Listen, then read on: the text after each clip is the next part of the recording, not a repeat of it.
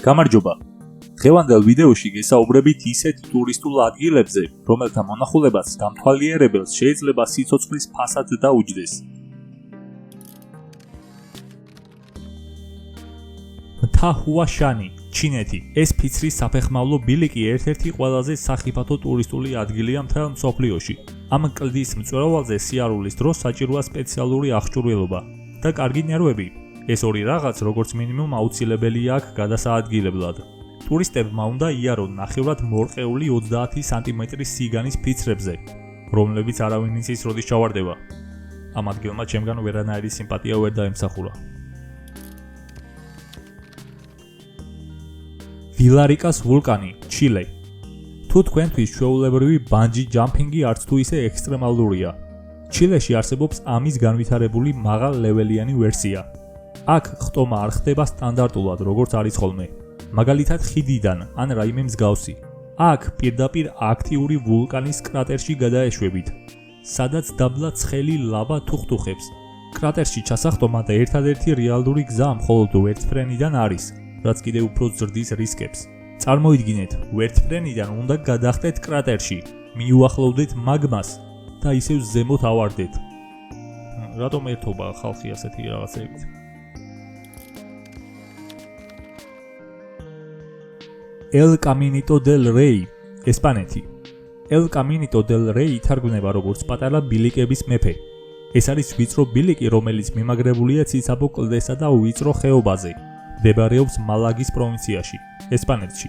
ბილიკის გარკვეული ნაწილი დაკეტილი იყო 10 წელზე მეტი ხნის განმავლობაში. ამ პერიოდში მასზე სასიარულოდ არც თუ ისე სახარბიელო პირობები იყო, რის გამოც ორი ადამიანი დაიღუპა 1999-2000 წლებში. ბილიკი ხელმეორედ 2015 წელს გაიხსნა, თუმცა მისი გარკვეული ნაწილები დანგრეულია, რაც ამ ადგილს გაცილებით უფრო საშიშს ხდის, თუმცა ის ტურისტები, რომლებისაც მე პირადად არ მესმის, ამ ადგილს ხშირად სტუმრობენ.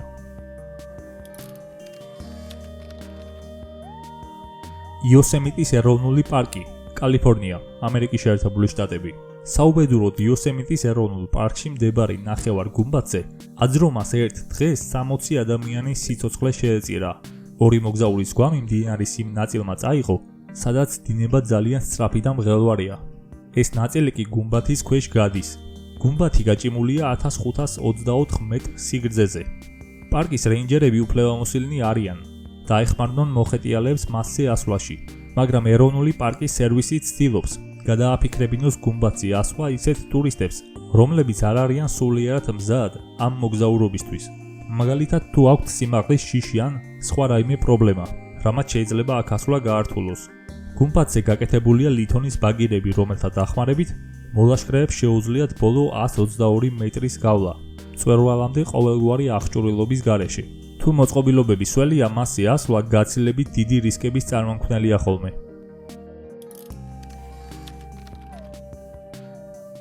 შხამიანი ბაღი, ინგლისი. ბაღი, სადაც თავმოყრილია მკვლელი მცენარეები, მდებარეობს ინგლისში, ნორტუმბერლენდის საგრაფოში, ალნვიკის ციხესიმაგრის ტერიტორიაზე. ის ინგლისის ერთ-ერთ საოცარ ღირს შესანიშნაობადაა მიჩნეული. ბაღში მოსახვედრად უნდა გაიაროთ უზარმაზარი ჭიშკარი, რომელიც ინგლისში სიდიდით მეორეა. მის შესასვლელში გამოსახულია თავის ქალა გადაჯვარედინებული ძვლებით. ეს აქ მოხვედრილთ აქაური გარემოს პირველ ელფერს უქმნის. ბაღში ხარობენ საშიში ძალიან შხამიანი მცენარეები: მანდრაგორა, თავშაბა, კონიო, ჩილიბუხა, ბელადონა, ოპიუმის ყაყაჩო, სულ დაახლოებით 100-მდე მცენარე, რომლებიც ინგლისის კანონმდებლობით სასტიკადაა აკრძალული, რადგან ისინი სხვადასხვა ნარკოტიკული საშუალებების დასამზადებლად გამოიყენება, ან შეიცავენ ადამიანის სიცოცხლისთვის საშიშს, მომაკვდინებელ შხამიან ნივთიერებებს. მიუხედავად იმისა, რომ ალნვიკას შხამიანი ბაღი არც თუ ისე დიდი ხანია დაარსდა, აქაური ბაღების და პარკების ისტორია სათავეს შორეულ 1750-იან წლებში იღებს. მხოლოდ 200 წლის შემდეგ შეივსო ადგილობრივი მებაღეობა იმ შხამიანი მცენარეებით, რომლებზეც ზემოთ ვისაუბრეთ. ბაღის განახლების ისტორია დაკავშირებულია ნორტუმბერლენდის ახლანდელი ჰერცოგინიას სახელთან. სწორედ ის გახდა 2000 წელს ციხესიმაგრის მფლობელი და მოინდომა ადგილობრივი ბაღის მასშტაბური რეკონსტრუქცია. თავად შხამიან ბაღს საფუძველი უფრო მოგვიანებით 2005 წელს ჩაეყარა. ამბობენ, რომ ჰერცოგენია შხამიანი ბაღის გაშენების იდეა გაუჩნდა წარსულში იტალიის ქალაქ პადუაში არსებული ბაღის მიმბაძველობით, სადაც მედიჩებს გამოჰყავდათ სხვადასხვა შხამიანი მცენარე. ამ მცენარეებისგან დამზადებული საწამლავით კი თავიანთ მტრებს ციცილებდნენ. თავდაპირველად აქ სამკურნალო მცენარეებიც იზრდებოდა, თუმცა მოგვიანებით ბაღი ექსკლუზიურად შხამიანი მცენარეებისთვის გადააკეთეს. ტურისტები და მოგზაურები მხოლოდ სპეციალური გიდების თანხლებით დაიშვებიან, რომლებიც ყურადღებით ადევნებენ თვალს დამთვალიერებლებს. ბაღში გამოკრულია საფრთხის შემცველი წარწერები. უსაფრთხოების მიზნით ბაღის მთელი ტერიტორია სადღეღამისო მეთვალყურეობის ქვეშ იმყოფება, ხოლო ზოგიერთი განსაკუთრებით საშიში მცენარე მავთულხლართებითაა შემოსაზღვრული.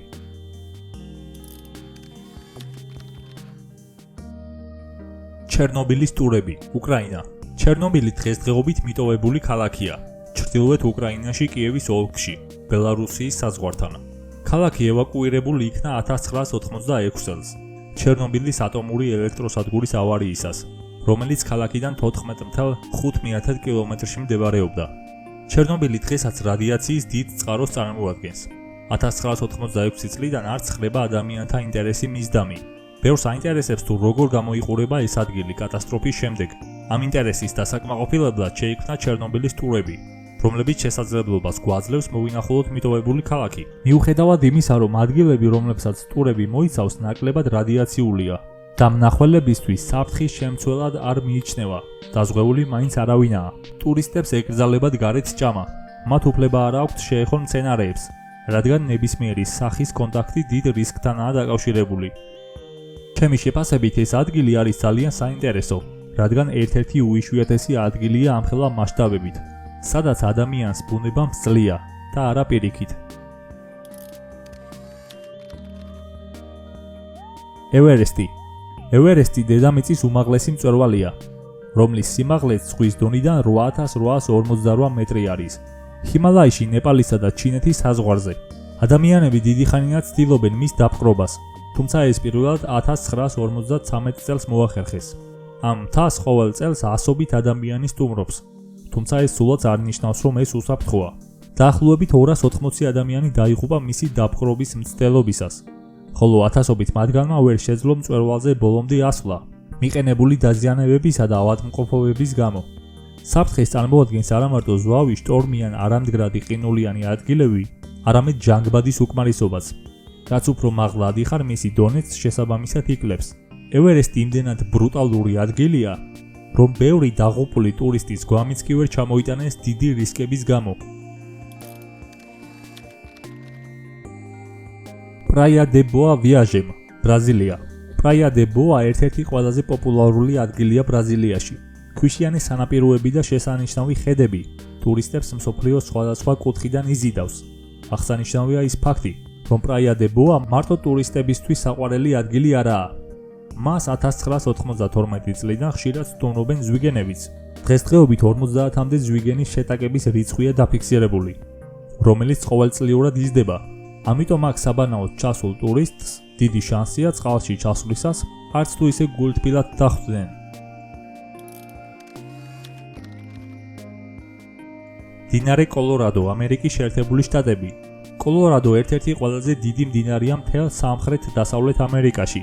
სათავეს ანდების აღმოსავლეთ კალთებზე იღებს და ჩაედინება ატლანტის ოკეანეში. იმის მიუხედავად, თუ რომელ შტატს გადის მდინარე, მნიშვნელობა არ აქვს. ის ყველგან პოპულარული ადგილია წყლის სპორტისა და მასთან დაკავშირებული აქტივობების მოყვარული ტურისტებისთვის. მხოლოდ 2007 წელს მდინარე კოლორადოში 12 ადამიანი დაიღუპა და 176 დაშავდა. 2014 წელს სიკვდილიანობის მაჩვენებელი კიდევ უფრო გაიზარდა. საფრთხე წარმოიქმნება თოვლისა და ყინულის დნობის შედეგად, რის გამოც მდინარის დონე საგრძნობლად იმატებს და წყალს განსაკუთრებით საშიშსა და არასტაბილურს ხდის.